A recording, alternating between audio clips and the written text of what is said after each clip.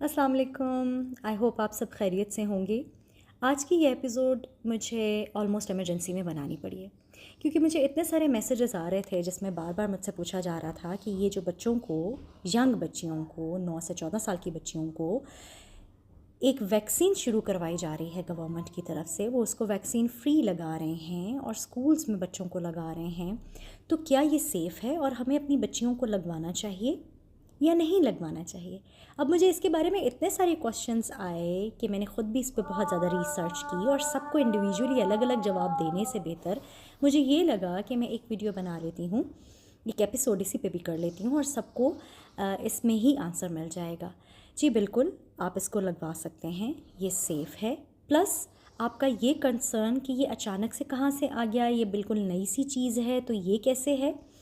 ये नई नहीं है, इस पे 12-13 साल की प्रॉपर रिसर्च है। और जब भी रिसर्च वर्क होता है किसी भी मेडिकल फील्ड में तो उसके प्रॉपर कंक्लूजन्स निकाले जाते हैं। ये कोई टेस्टिंग मटेरियल नहीं है, ये कोई लैब टेस्ट नहीं हो रहा कि बच्चियों को एज अ सब्जेक्ट यूज़ किया जा रहा हो, ऐसा नहीं है। बल्कि इस पे प्रॉपर पहले से इन्वेस्टिगेशंस हो चुकी हैं, उसके बाद इसको लगाया जा रहा है। अब ये क्यों लगाया जा रहा है?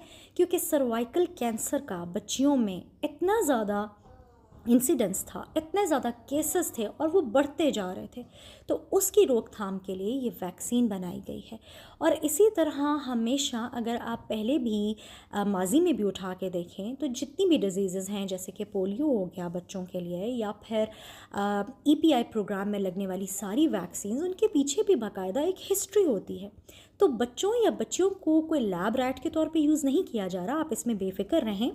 ये प्रॉपर टेस्टेड है, इसके बारे में प्रॉपर रिसर्च हुई है और ये बेनिफिट के लिए ही है, बच्चियों की सेहत के लिए।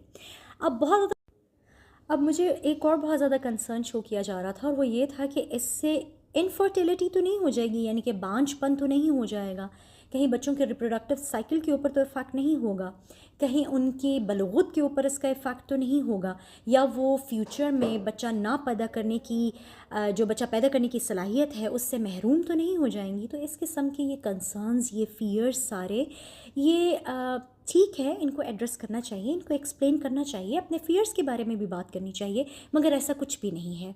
इसलिए आप बेफ़िक्र होकर अपनी बच्चियों को ज़रूर लगवाइए ताकि उनकी रिप्रोडक्टिव हेल्थ भी बरकरार रहे, बल्कि उनकी ओवरऑल हेल्थ भी बरकरार रहे।